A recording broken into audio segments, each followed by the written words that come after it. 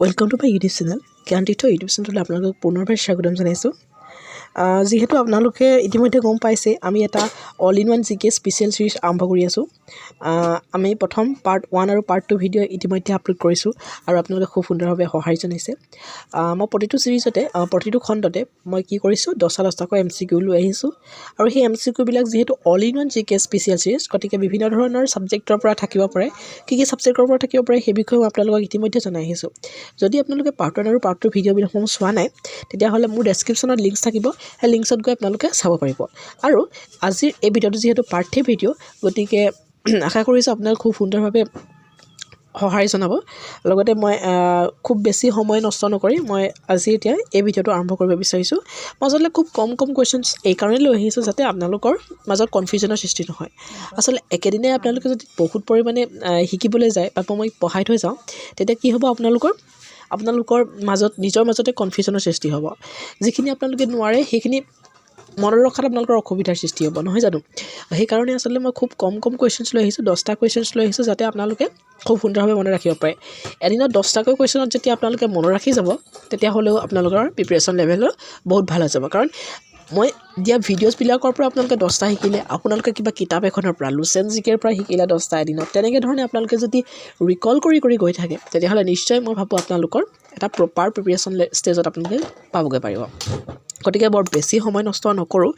মই আপোনালোকে যদি মোক কমেণ্টত ৰিকুৱেষ্ট কৰে বা কয় আপোনালোকে ভিউৱাৰ্ছ কৰিলে যে অলপ কুৱেশ্চনছ বঢ়াই দিব লাগে তেতিয়াহ'লে মই বঢ়াই দিম, কোনো মোৰ প্ৰব্লেম নাই। যিহেতু মোক ষ্টক আছে মই 50টা কুৱেশ্চনছলৈকে আপোনালোকক বঢ়াই দিম বুলি মই আপোনালোকক কথা দিছোঁ। কিন্তু আপোনালোকে এই বিষয়ে আমাক কমেণ্টত জনাব বুলি মই আশা কৰিছোঁ।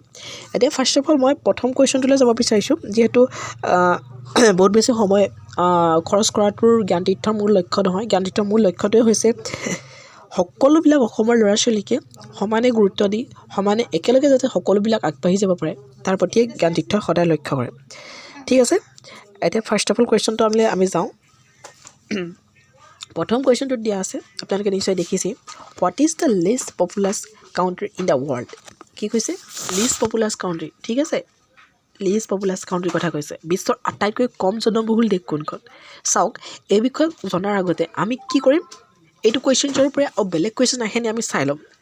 ঠিক আছে, বিশ্বৰ আটাইতকৈ কম জনবহুল দেশ কোনখন এইটো মই আপোনালোকক জনাম, কিন্তু তাৰ আগতে আমি জানি লওঁ বিশ্বৰ আটাইতকৈ বেছি জনবহুল দেশ কোনখন। ঠিক আছে, বেছি জনবহুল দেশখন হৈছে চাইনা। ঠিক আছে, এই বিষয়ে আপোনালোকে নোট কৰি ৰাখিব পাৰিব। ঠিক আছে, এণ্ড ছেকেণ্ডত কোন আছে আপোনালোকে সেই বিষয়ে নিশ্চয় জানে, কাৰণ ছেকেণ্ডত ভাৰতবৰ্ষ আছে। ভাৰতবৰ্ষ থকাৰ কাৰণে এইটো কুৱেশ্যনছ বহুত বেছি ইম্পৰ্টেণ্ট হৈ যায়। গতিকে আপোনালোকে এই বিষয়ে মনত ৰাখি ল'ব লাগিব। এইখিনি ভাৰতবৰ্ষ পপুলেশ্যনৰ ক্ষেত্ৰত ভাৰতবৰ্ষৰ স্থান যিহেতু দ্বিতীয়, আপোনালোকৰ মনত নিশ্চয় এটা কুৱেশ্যন আহিব পাৰে যে মাটিকালিৰ ক্ষেত্ৰত বা এৰিয়াৰ ক্ষেত্ৰত ভাৰতবৰ্ষৰ স্থান কিমান হয়। 7th ৰেংকত ভাৰতবৰ্ষ আছে মাটিকালিৰ ক্ষেত্ৰত, আৰু মাটিকালিৰ ক্ষেত্ৰত ফাৰ্ষ্ট আছে ৰাছিয়া। ঠিক আছে, ৰাছিয়া এডোখৰলৈকে মই আপোনালোকক জনাই থৈছোঁ। এতিয়া ফাৰ্ষ্ট মই যিটো কুৱেশ্যন আছিলে বিশ্বৰ আটাইতকৈ কম জনবহুল দেশ কোনখন, what is the least populous country in the world, ইয়াৰ উত্তৰটো হ'ব অপশ্যন বি, ভেটিকান চিটি। ঠিক আছে, এতিয়া বৰ বেছি সময় নষ্ট কৰি পৰৱৰ্তী শ্লাইডলৈ আমি যাবলৈ চেষ্টা কৰিম।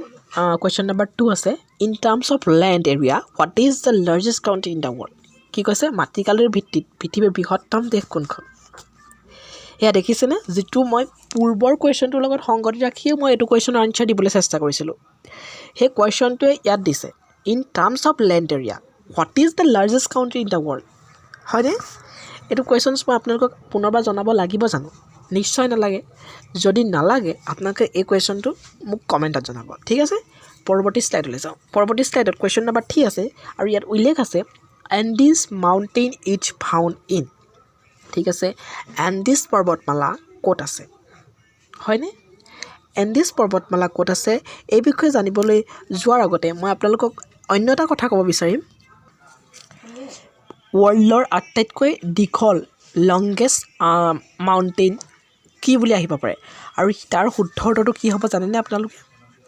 তাৰ শুদ্ধ উত্তৰটো হ'ব আচলতে মই কুৱেশ্যনছবিলাকৰ সংগতি ৰাখি যিবিলাক কুৱেশ্যন ওলাব পাৰে সম্ভাৱ্য কুৱেশ্যন সেইবিলাকৰ বিষয়ে মই আপোনালোকক জনাই যাবলৈ চেষ্টা কৰিছোঁ ৱৰ্ল্ডৰ লংগেষ্ট মাউণ্টেইন ৰেঞ্জ বুলি কৈ দিলে আপোনালোকৰ সেইটো আনচাৰ হ'ব এণ্ডিছ ঠিক আছে সেই কথাটো হ'ল যে এণ্ডিছ মাউণ্টেইন ক'ত ফাউণ্ড হয় মানে ক'ত আছে ঠিক আছে এণ্ডিছ পৰ্বতমালাটো আচলতে আছে আমাৰ চাউথ আমেৰিকাত ঠিক আছে নৰ্থ আমেৰিকাৰ যিটো পৰ্বতমালা সেইটোৰ বিষয়ে আপোনালোকে জানেনে সেই পৰ্বতমালাটো ৰকি পৰ্বতমালা বুলি কয় ঠিক আছে ৰকি এই বিষয়ে মই আপোনালোকক এটা ভিডিঅ'ত যদি আপোনালোকে বিচাৰে খুব সুন্দৰভাৱে লৈ আহিম বুলি ভাবিছোঁ যদি আপোনালোকে মোক কমেণ্টত ৰিকুৱেষ্ট কৰে বা জনায় ঠিক আছে পৰৱৰ্তী শ্লাইডলৈ আমি যাবলৈ চেষ্টা কৰিম পৰৱৰ্তী শ্লাইডত কুৱেশ্যন নম্বৰ 4 আছে আৰু কুৱেশ্যন নম্বৰ 4টোত উল্লেখ আছে the shape of which continent is like a reverse triangle কোন মহাদেশৰ আকৃতি এটা উভুটা ত্ৰিভুজৰ দৰে বুজি পাইছে এটা উভুটা ত্ৰিভুজ মানে ৰিভাৰ্ছ ট্ৰায়েংগল বুলি কৈছে খুব সম্ভৱ ৰিভাৰ্ছ ট্ৰায়েংগলটো এনেকুৱা ধৰণেই হ'ব হয়নে এটা ৰিভাৰ্ছ ট্ৰায়েংগলৰ নিচিনা কোনখন মহাদেশৰ কোনখন কণ্টিনেণ্ট হয় বুলি কৈছে আৰু ইয়াৰ শুদ্ধ উত্তৰটো হ'ব চাউথ আমেৰিকাই আচলতে ৰিভাৰ্ছ ট্ৰায়েংগলৰ দৰে শ্বেপ আছে গতিকে মনত ৰাখি থ'ব ইয়াৰ পৰৱৰ্তী কুৱেশ্যনটোলৈ যাওঁ য'ত উল্লেখ আছে question number 5 Kalahari Sahara and Namibia desert are located in খুব সুন্দৰ এটা কুৱেশ্যনছ একেলগে তিনিখনকৈ ডিজাৰ্টৰ কথা ইয়াৰ উল্লেখ কৰিছে কিন্তু মনত ৰাখিব এইটো কুৱেশ্যন আপোনালোকৰ নিশ্চয় সহজ লাগিছে বিশেষকৈ চাহাৰাটো ইয়াত উল্লেখ আছে চাহাৰা হয়নে মই ভাবিছোঁ চাহাৰাটো থকাৰ কাৰণে আপোনালোকৰ এই আনচাৰটো উত্তৰ দিবলৈ সহজ হৈছে কিন্তু চাহাৰা মৰুভূমিৰ বিষয়ে সকলোৱে জানে ক'ত আছে আপোনালোকে নিশ্চয় জানে সেইকাৰণে কালাহাৰী আৰু নামিবিয়াও তাতে আছে আপোনালোকে খুব সুন্দৰভাৱে গম পাই গৈছে কিন্তু কেতিয়াবা এনেকুৱা ধৰণৰো হয় যে চাহাৰাটো নাথাকেই ছাপ'জ নাথাকিবই চাহাৰাটো সুধি দিব পাৰে কালাহাৰী ডিজাৰ্ট আৰ লোকেটেড ইন ক'ত কালাহাৰী ডিজাৰ্ট আছে আপোনালোকে নাজানিব নামিবিয়া ক'ত আছে নাজানিব গতিকে খুব সুন্দৰভাৱে মই আশা কৰোঁ এইকেইটা যাতে আপোনালোকে মনত ৰাখি থ'ব আৰু এই প্ৰশ্নটোৰ উত্তৰ মই আপোনালোকক নিদিওঁ কিয়নো আপোনালোক সকলোৱে মই ভাবোঁ জানিবই যে চাহাৰা মৰুভূমি ক'ত আছে চাহাৰা মৰুভূমি য'ত আছে কালাহাৰী আৰু নামিবিয়া মৰুভূমিও তাতে আছে আপোনালোকে খুব সুন্দৰভাৱে মনত ৰাখি থ'ব আৰু এই বিষয়ে আপোনালোকে কমেণ্টত জনাবলৈ চেষ্টা কৰিব সময় নষ্ট নকৰি আমি পৰৱৰ্তী শ্লাইডলৈ যাওঁ পৰৱৰ্তী শ্লাইডত কুৱেশ্যন নম্বৰ 6টো আছে কুৱেশ্যন নম্বৰ 6ত উল্লেখ কৰিছে আপোনালোকে দেখিছেই নিশ্চয় the longest lake in the world lake Tanganyika situated in আপোনালোকে নিশ্চয় গম পাইছে বিশ্বৰ দীৰ্ঘতম হ্ৰদ টাঞ্জানাইকা কুৱেশ্যনটোতে এটা প্ৰশ্নটোতে এটা কুৱেশ্যন লুকাই আছে যে বিশ্বৰ দীৰ্ঘতম হ্ৰদ কি that is Tanganyika is the right answer কৈছে বিশ্বৰ দীৰ্ঘতম হ্ৰদ টাঞ্জানাইকা ক'ত আছে আপোনালোকে জানেনে টাঞ্জানাইকা আছে আফ্ৰিকা মহাদেশত ঠিক আছে আফ্ৰিকা মহাদেশত টাঞ্জানাইকা হ্ৰদটো আছে এইখিনিতে মই আপোনালোকক আৰু এটা কুৱেশ্যনছৰ উত্তৰ জনাই থ'বলৈ বিচাৰিম যে আমাৰ যিটো আটাইতকৈ ডাঙৰ হ্ৰদ বৈকাল হ্ৰদ বুলি কোৱা হয় সেইটো বৈকাল হ্ৰদ আৰু ছেকেণ্ড লাৰ্জেষ্ট হ্ৰদ হৈছে টাঞ্জানাইকা হ্ৰদ গতিকে এই বিষয়ে মনত ৰাখি থ'ব আপোনালোকে আৰু নোটছ কৰি ৰাখিব যাতে আপোনালোকে পৰীক্ষা বা ৰিভাইজ কৰি চাবলৈ সুবিধা হয় পৰৱৰ্তী শ্লাইডলৈ যাওঁ কুৱেশ্যন নম্বৰ 7টো ইয়াত উল্লেখ আছে কুৱেশ্যন নম্বৰ 7টো ভলগা ৰিভাৰ ফ্ল'ছ ইন ইয়াত কৈছে ভলগা নদী ক'ত বৈ গৈছে ঠিক আছে ভলগা নদী বৈ গৈছে আচলতে